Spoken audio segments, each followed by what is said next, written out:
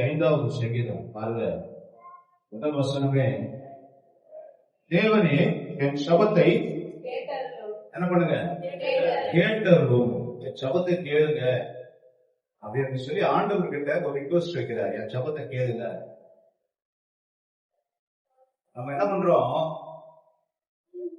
நாமே நம்முடைய வாழ்க்கையை சரி பண்ணணும் அப்படின்னு சொல்லி நினைக்கிறோம். நம்ம கடவுளை விசுவாசிக்கிறோம் அப்படின்னு சொல்லி சொன்னா அவரால் எல்லாம் ஆகும்னு சொல்லி நம்ம விசுவாசித்து அவர்கிட்ட நம்ம கேட்கிற பழக்கத்தை வச்சுக்கிறோம். நம்மளால செய்ய முடிய காரியமா இருக்கிற கூட அவர்கிட்ட நம்ம கேட்டு பெற்றுக்கொள்கிற ஒரு தன்மையை நம்ம உருவாக்கி கொள்ள வேண்டும். நம்மளால செய்ய முடியும் ஒரு சில காரியங்களை, நம்மளே சமைச்சிக்க முடியும், நம்மளே சாப்பிட முடியும், நம்ம ஆரோக்கியத்தை நம்மளே பார்த்துக்க முடியும், நம்ம பிரச்சனைகளை நம்மளே தீர்த்துக்க முடியும். இப்படி நம்ம நினைச்சோம்னா நமக்கு ஆண்டவர் தேவையில்லை என்று சொல்லி அர்த்தம். சொல்லுங்க, நம்ம ஆண்டவரை நாடி இருக்கிறோம், ஆண்டவரை சார்ந்து இருக்கிறோம் என்று சொன்னால் எனக்கு இவைகள் எல்லாவற்றையும் ஆண்டவர் தான் செய்கிறார். அதனால ஒவ்வொன்றையும் ஆண்டவர்கிட்ட கேட்டு கேட்டு வாங்கணும்னா அவருக்கு ரொம்ப சந்தோஷமா இருக்கும். நமக்கு நாமே செய்து கொள்வதை விட இது ஆண்டவர் தான் செஞ்சார். எனக்கு இன்னைக்கு சாப்பாடு கொடுத்தது ஆண்டவரே, எனக்கு இன்னைக்கு ஆயுஷ் நாட்களை கூட்டி கொடுத்தது ஆண்டவரே, இன்னைக்கான சம்பளத்தை எனக்கு கொடுத்தது ஆண்டவரே, இன்னைக்கு எங்க குடும்பத்துல சமாதானத்தை கொடுத்தது ஆண்டவர் அப்படின்னு சொல்லி அவரை சார்ந்து வரும்போது அவர் என்ன பண்றாரு, சந்தோஷமாயிறாரு. என் பிள்ளைகள் என்னை சார்ந்து இருக்கிறார்கள் என்று சொல்லி இந்த வசனம் என்ன சொல்லுகிறது, என் ஜபத்தை கேளு ஆண்டவரன். ஆண்டவர் கிட்ட என்ன பண்ணணும், நம்ம கேட்கணும். சொல்லுங்க, நம்ம ஆண்டவர் கிட்ட கேட்கணும், ஆண்டவரே என் ஜபத்தை கேளுங்க, என் பிரச்சனையை சொல்றேன் கேளுங்க அப்படின்னு சொல்லி சொல்லணும். பாருங்க, அடுத்து பாருங்க,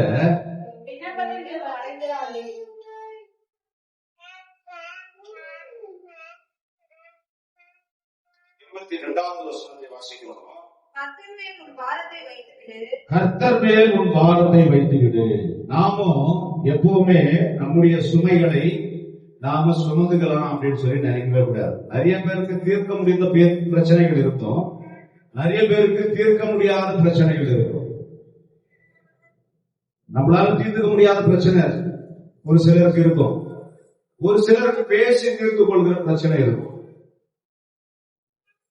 தீர்க்க முடியாத பிரச்சனைகள் வேதத்துல எப்படி சொல்லப்பட்டிருக்கிறது அப்படின்னு சொல்லி சொன்னா, மாம்சத்தோடு ரத்தத்தோடு மாத்திரமல்ல, துரைத்தனங்களோடும் அதிகாரங்களோடும் மாத்திரமல்ல, அந்தகார ஆவிகளோடும் பிரபஞ்சத்தின் லோகாதிபதிகளோடும் உங்களுக்கு இப்ப யார்கிட்ட போய் சொல்லுவீங்க இந்த பிரச்சனையை? நான் சொல்றத கொஞ்சம் கருத்தா கவனிங்க.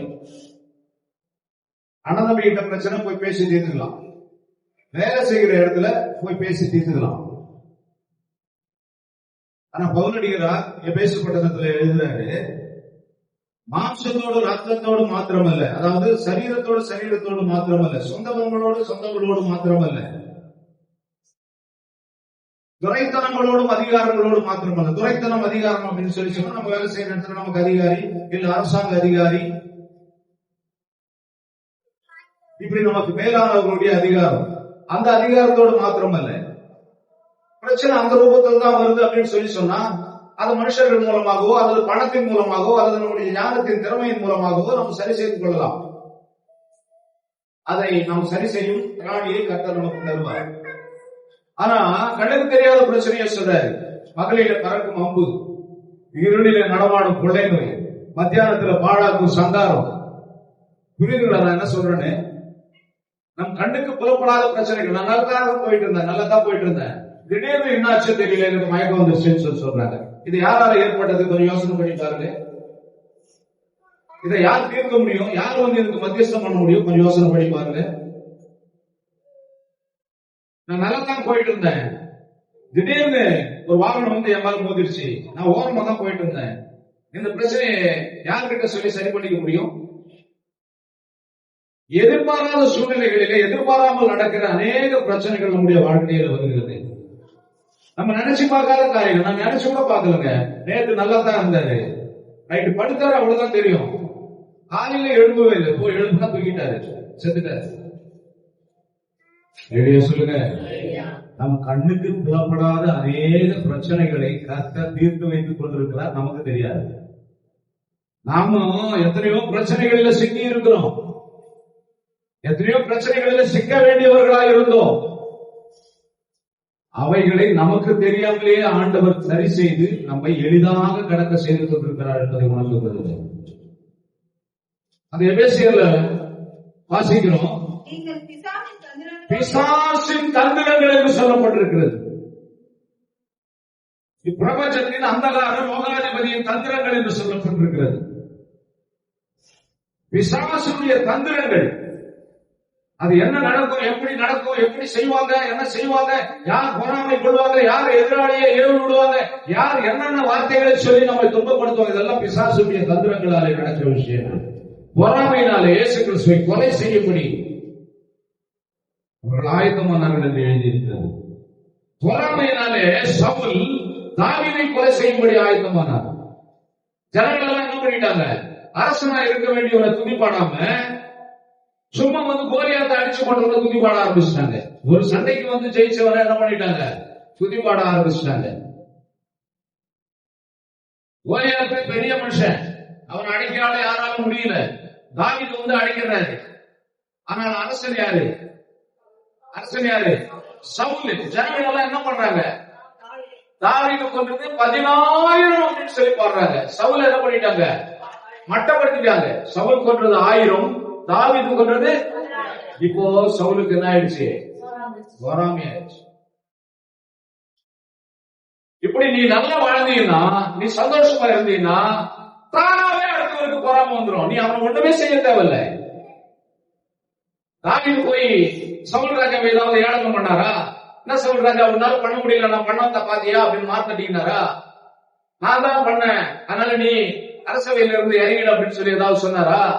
உனக்கு பலம் இல்லை, உனக்கு அதிகாரம் இல்லை, உனக்கு சத்து இல்லை ஜெயிக்கிறதுக்கு, எனக்கு எல்லா அதிகாரத்தையும் கர்த்தர் கொடுத்திருக்கிறார், அதனால நான் தான் அரசனா இருப்பேன், நீ வந்திருக்கிற அப்படின்னு சொல்லி ஏதாவது சொன்னாங்க? எதுவுமே சொல்லல. பிரச்சனைகள் இப்படித்தான் நமக்கு விரோதமாக உருவாகும். நாம ஒண்ணுமே செய்ய தேவையில்லைங்க. நாம நல்லா இருக்குமானவே அடுத்தவங்களுக்கு பிடிக்காது. நீங்க சிரிச்சீங்கன்னாவே அடுத்தவங்களுக்கு பிடிக்காது. நீங்க எப்பவும் அழுதுகிட்டே இருக்கணும்ன்றதுதான் அவங்களுடைய எண்ணம். இந்த இடத்துல சொல்லி இருக்குது, இப்படிப்பட்ட பாரங்களை சுமந்து கொண்டிருக்கிற நீங்கள் என்ன பண்ணுங்க, அவர் மேல் உங்களுடைய பாரங்களை வைத்து விடுங்கள். நீங்க சுமக்க முடியாத சுமைகளை அவர் மேல வைத்து விடுங்கள். நம்ம நிறைய பேர் என்ன பண்றோம், அவர் மேல வைக்கிற மாதிரி வைக்கிட்டு வெளியே வரும்போது திருப்பியும் தூக்கிட்டு நம்ம தான் சுமந்து இருக்கிறோம். ஜபம் பண்றோம், ஜபம் பண்ணிட்டு சாமி கிட்ட சொல்லுங்க, கடவுள்கிட்ட சொல்லுங்க உங்க பிரச்சனை அப்படின்னு சொல்லும் போது போய் சர்ச்சில் போய் ஜெபம் பண்றாரு, இல்ல வீட்டுல ஜெபம் பண்றாரு, தனி அறையில ஜெபம் பண்றாரு. ஆண்டவரே எனக்கு இவ்வளவு பிரச்சனை இருந்து தீர்த்து அப்படின்னு சொல்லிட்டு ஜெபம் பண்ணிட்டு வெளியே வந்த உடனே என்னப்பா அப்படின்னா, திருப்பி அதே பிரச்சனைய அவரே தூக்கி சுமந்துக்கிட்டு அந்த பிரச்சனையை தீர்க்கிறதுக்கு வழியை தேடி போயிட்டு இருக்கிற. அதே பிரச்சனையை அவரே சுமந்து போய் கொண்டிருக்கிறார். 1 சாமுவேல் புத்தகம் 1ஆம் அதிகாரம் 18வது வசனத்தை நீங்கள் வாசிப்பீர்களானால், அங்கே அன்னாள் என்ன நடவடிக்கை, எப்படிப்பட்டதான சூழ்நிலையில அவர்கள் மேற்கொண்டார்கள் என்பதை குறித்து எழுதியிருக்கிறது. அவருடைய தன்மை என்ன என்பதை குறித்து எழுதியிருக்கிறது. பாருங்க, 1 சாமுவேல் 1ஆம் அதிகாரம் 18வது வசனம்.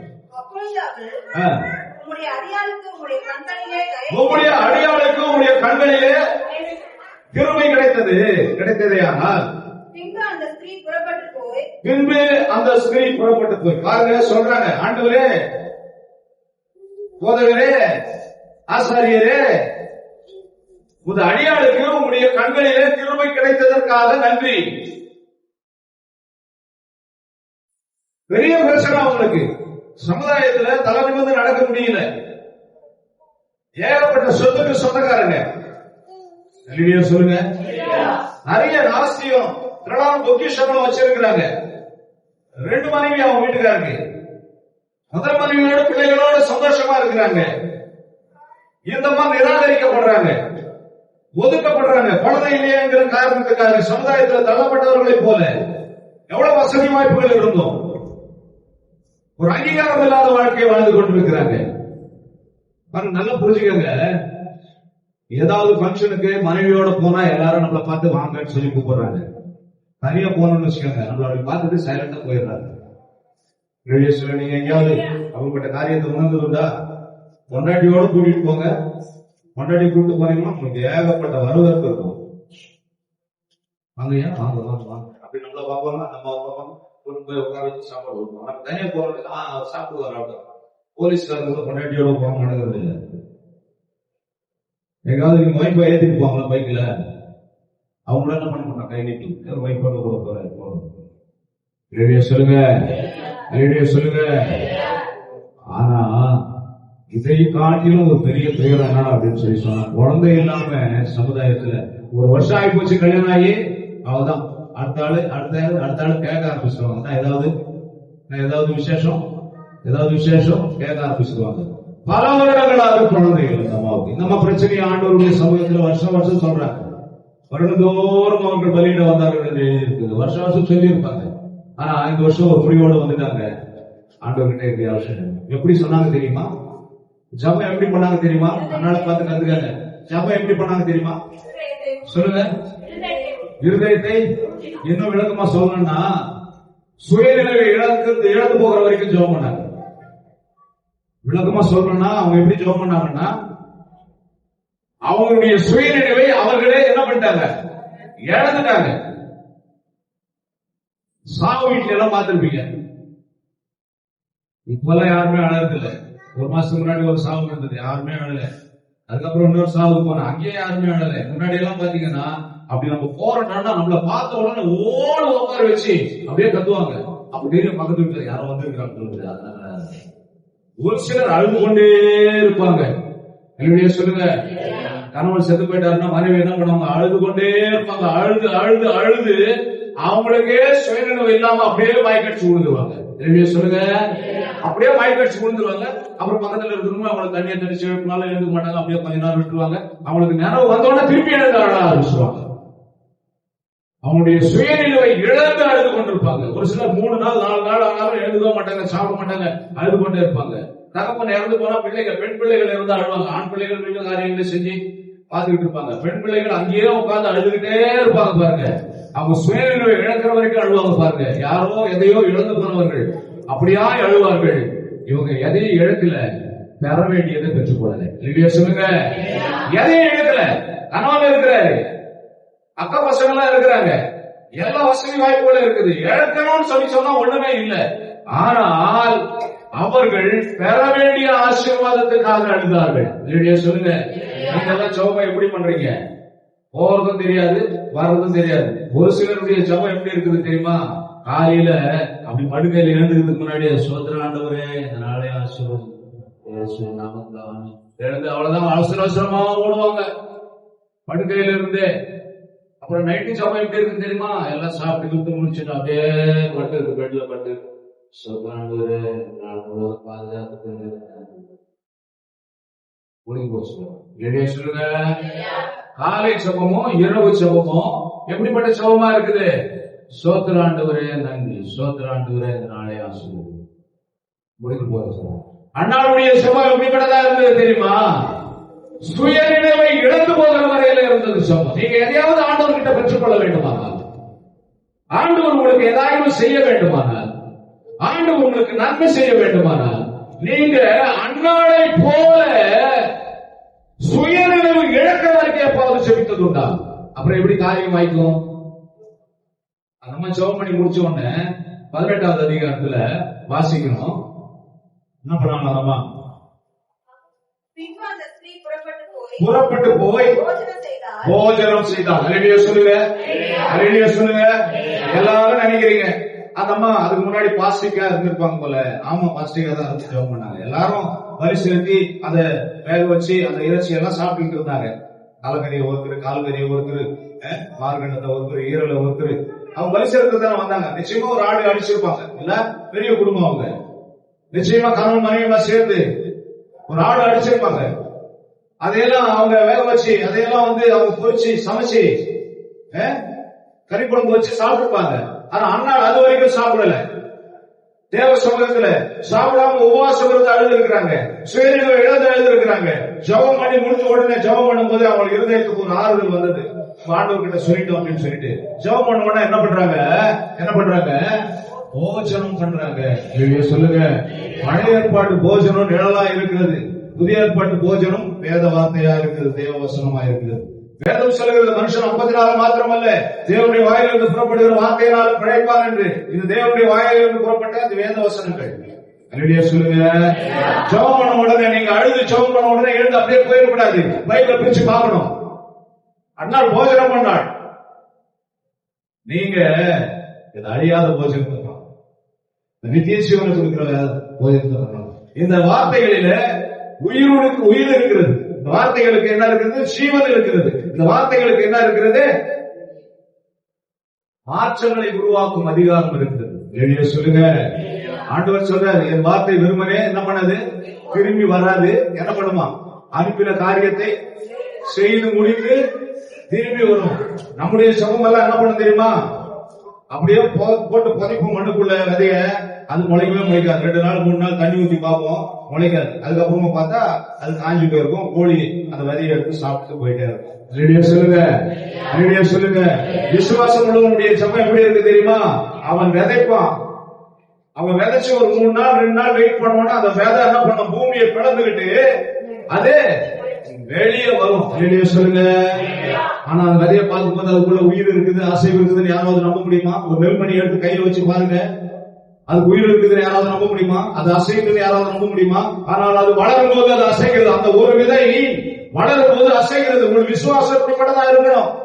என் ஜெபத்துக்கு ஆண்டவர் நிச்சயமா பதில் தருவார் என்கிற நிச்சயத்தோட நீங்க ஜெபம் பண்ணணும். அந்த பதில் கிடைக்கிற வரைக்கும் தேவ சமூகத்தில் இருக்கணும். பாட்டு பாடல, விடமாட்டேன் விடமாட்டேன், யாக்கோபு போல நானே விடமாட்டேன். யாக்கோபு பதிலை பெற்றுக் கொள்கிற வரையில, தேவனுடைய ஆசீர்வாதத்தை பெற்றுக் கொள்கிற வரையில ஜெபம் பண்ணார். அல்லேலூயா சொல்லலாமா? அல்லேலூயா சொல்லலாமா? பாருங்க, அப்புறம் வாசிக்கிறோம். அப்புறம் அவள் என்ன இல்லையா?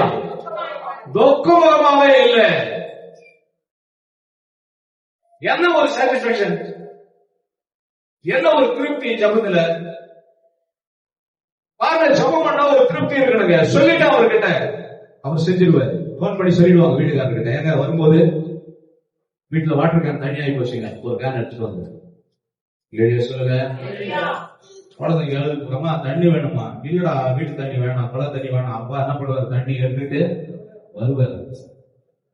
கொஞ்ச நேரம் வெயிட் பண்ணிக்கோ. குழந்தைங்க உயிர் போற சூழ்நிலை. ஆனாலும் அம்மா சொல்றாங்க, தைரியம் சொல்றாங்க. அப்பா என்ன பண்ணுவாரு? கொஞ்ச நேரம் வெயிட் பண்ணு, இந்த தண்ணியை குடிச்சிடாத. அப்பா என்ன பண்ணுவாரு? கண்டிப்பா தண்ணி வந்துட்டாரு.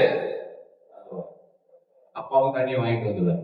எந்த அளவுக்கு கான்பிடன்ட் மனைவி மேல, கணவன் மேல மனைவிக்கு எந்த அளவுக்கு ஒரு நம்பிக்கை இருப்பாங்க, எந்த அளவுக்கு ஒரு விசுவாசம் இருப்பாங்க.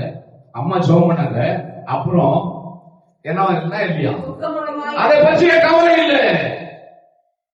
திரும்பியும் அவங்க துக்கப்படலை. திரும்பியும் அவங்க அதை பற்றி யோசிக்கவே இல்லை. ஜெபம் பண்ணாங்க, பைபிள் படிச்சாங்க, காரியம் நடக்குன்னு சொல்லி விசுவாசிச்சாங்க. நம்ம ஜெபம் மாத்திரம் பண்ணி கொண்டிருக்கிறோம். ஆண்டவர் பேசுவார் எதிர்பார்க்கிறோம். எதன் மூலமா பேசுவார்? வேதவசனத்தின் மூலம் தான் பேசுவார். நம்ம பைபிளை பிரிக்கிறது இல்லை. ஜோசியக்காரங்கிட்டயும் மந்திரக்காரங்கிட்டயும் தீர்க்கதரிசின்னு சொல்லி ஊழியக்காரங்கிட்டயும் போய் எனக்காக கடவுள் என்ன சொல்றாரு, இதெல்லாம் சொல்லுங்க ஐயா அப்படின்னு சொல்லி கேட்டுக்கிறோம். ஆண்டவர்கிட்ட நேரடியான பதிலை நாம் பெற்றுக்கொள்ள விருப்பம் இல்லாதவர்களாக இருக்கிறோம். ஊழியக்காரங்கிட்ட போய் பாஸ்டர் கிட்ட போய் சொல்லி, ஆண்டவரே ஐயா போய் பார்த்து சொல்லுங்க ஐயா, நீங்க படிங்க ஐயா, வேதத்துல என்ன இருக்குது? அதிசயங்கள் இருக்குது. இல்லையா சொல்லுங்க. பைபிளை பிரிச்சு படிங்க ஐயா, பைபிள் அதிசயம் இருக்குது, அதிசயம் நடக்கிறது இருக்குது, அதிசயம் நடந்தது இருக்குது, உங்களுக்கு நடக்க போறது இருக்குது. நீங்க வெறும் செபிக்கிறவர்களாக மாத்திரமல்ல, போஜனம் பண்ணுகிறவர்களாக உண்டு.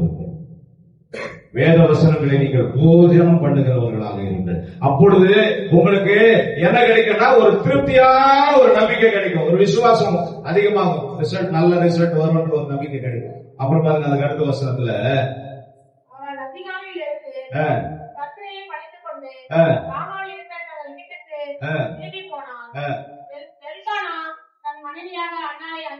எல்கானா தன் மனைவியாகிய அன்னாளை அறிந்தான், கர்த்தர் அவளை நினைத்தருளினார், சில நாள் சென்றது போதும்.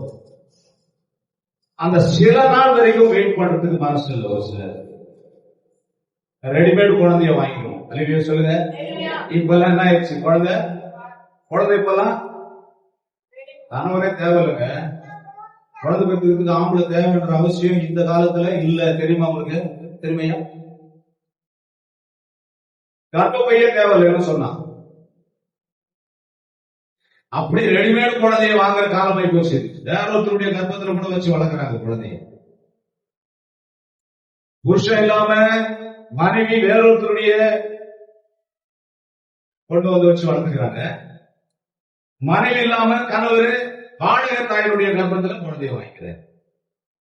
அக்ரிமெண்ட் போட்டு குழந்தை பேருந்து கொடுத்த உடனே இவ்வளவு கொடுத்துருவேன், உனக்கு குழந்தைக்கு சம்பந்தம் இல்லைங்க சொல்லுங்க.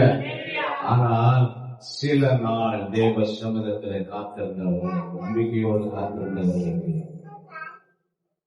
அந்த சில நாள் தரிசனம் கிடைச்ச உடனே, நமக்கு வெளிப்பாடு கிடைச்ச உடனே, தேவனுடைய வார்த்தை கிடைச்ச, வாக்குத்தத்தம் கிடைச்ச உடனே நமக்கு நடந்துடும் சொல்லி நினைக்காம கொஞ்ச நாள் தேவ சமூகத்தில் அதுக்காக காத்திருக்கிறது.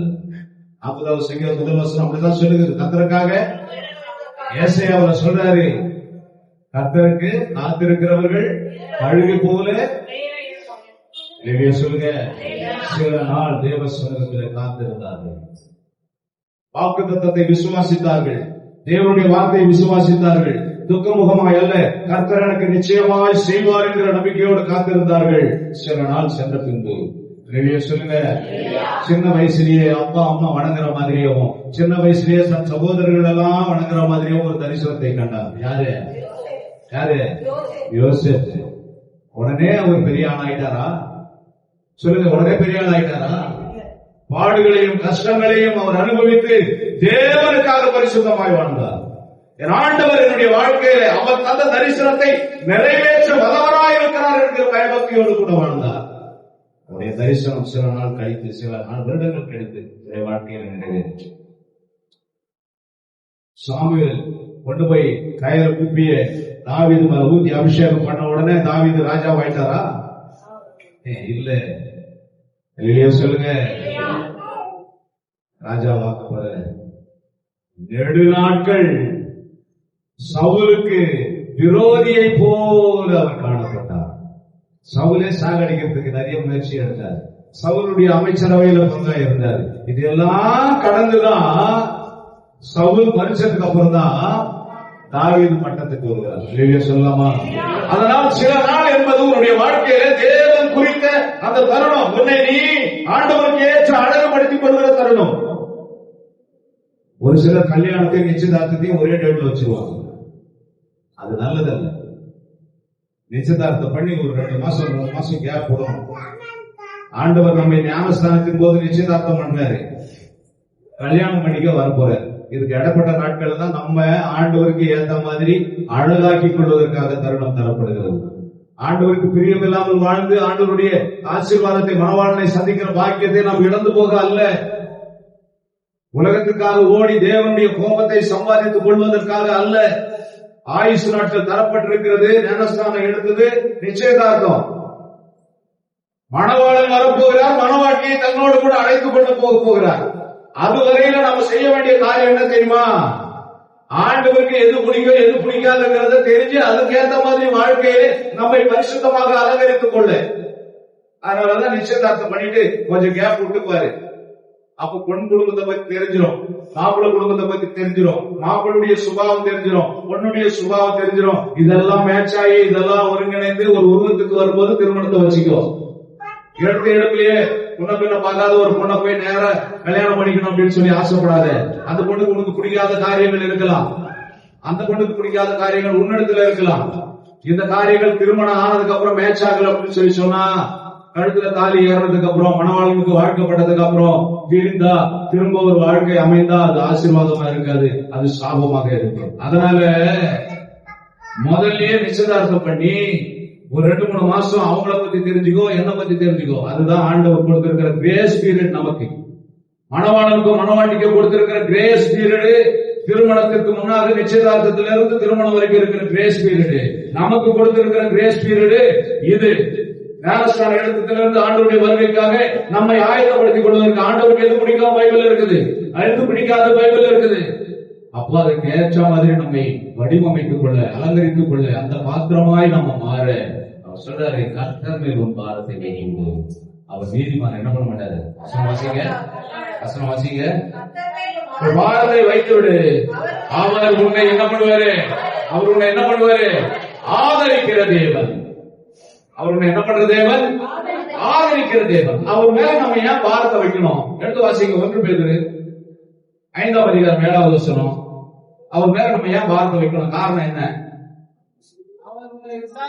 அவர் உன்னை விசாரிக்கிறவர் ஐயா. அல்லேலூயா சொல்லுங்க, அல்லேலூயா சொல்லுங்க. அவர் உன்னை விசாரிக்கிறவர், அதனால நீ அவர் மேல பாரத்தை வை. ஒரு சிலர் நான் போன் பண்ணணும்னா நான் சொல்றதை கேட்கவே மாட்டேன். அவளை ஏதாவது பேசிட்டே இருப்பாங்க. நம்ம சொல்ல காதலியே வாங்க மாட்டாங்க. அப்படிப்பட்டவங்க கிட்ட தொடர்ந்து பேச முடியாத ஒரு சூழ்நிலை வரும். போன் ஒண்ணு கட் பண்ணுவேன், இல்லைன்னா போன் அப்படி லவுட் ஸ்பீக்கர் போட்டு ஓரமா வச்சுட்டு பேசணும் அப்படின்னு சொல்லுங்க. ஏன் அப்படின்னா நம்ம சொல்றத அவங்க என்ன பண்ண மாட்டாங்க, கவனிக்க மாட்டாங்க. ஒரு சிலர் இருக்கிறாங்க, நமக்கு பலவீனமா இருக்குதுன்னு சொல்லி சொன்னாலும் நம்ம கிட்ட வந்து நாங்க எப்படியாச்சும் கேட்க மாட்டாங்க. நம்ம மயக்கமா படுத்து வந்தாலும் எப்படியாவது கடவுளை கழுது நல்லா அனுபவிக்கிறோம் அப்படின்னு சொல்லிட்டு போயிட்டே இருப்பாங்க. அவங்க கிட்ட போய் நம்ம பலவீனத்தை குறித்து என்ன பண்ண முடியாது, சொல்ல முடியாது. ஏன்னா அவனுக்கு நம்ம மேல அக்கறை இல்லை. ஆனால் இங்கே வேத வசனம் சொல்லுகிறது பாருங்க, அவர் உங்கள் மேலே அக்கறை உள்ள தேவனாக இருக்கிறார் என்று சொல்லி. விசாரிக்கிறவர்னா என்ன அர்த்தம்? உங்களை விசாரிக்கிறாருன்னா என்ன அர்த்தம்?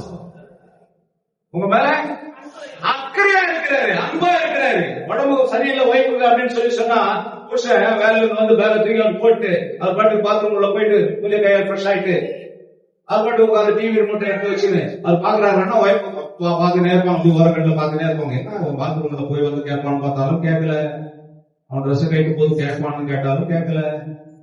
அவன் போய் டிவி ரிமோட்டை வச்சு டிவி பார்த்துட்டு இருக்கிறான். சாப்பிடும் போது கேட்பானாலும் கேட்கல.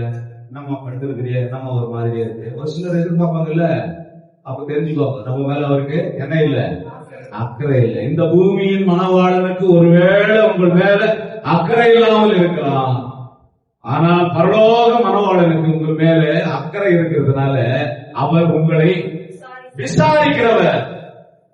சொல்லுங்க, உங்களை விசாரிக்கிறவர். எப்படி இருக்கிறீங்க? நல்லா இருக்கிறீங்களா? சாப்பிட்டீங்களா? உங்க காரியம் ஜெயமா முடிஞ்சதா? ஏதாவது ஆண்டவர்கிட்ட ஏதாவது ரிக்வெஸ்ட் வச்சீங்களா, அது நடந்ததா?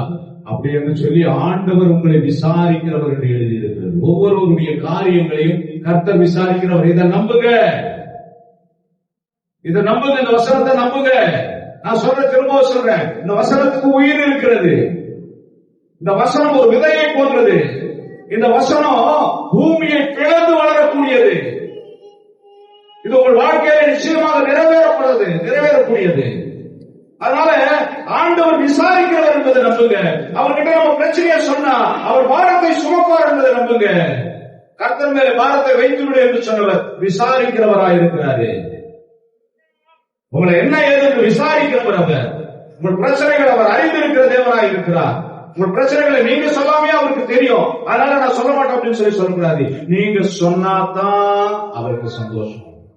உங்க பிரச்சனைகளுக்கு நீங்கள் முடிவை அவரிடத்துல தேடும் போதுதான் அவருக்கு சந்தோஷம். என் பிள்ளைகள் என்னிடத்திலே இருந்து தீர்வை காண முடிவு பண்ணி இருக்கிறாங்க, என்னிடத்திலே இருந்து நன்மையை காண முடிவு பண்ணி இருக்கிறாங்க. வாழ்வில் என் சுயபலத்தால் ஓடி பார்த்தேன், ஓட முடியல, நடக்க முடியல, டேடி நடக்க முடியல.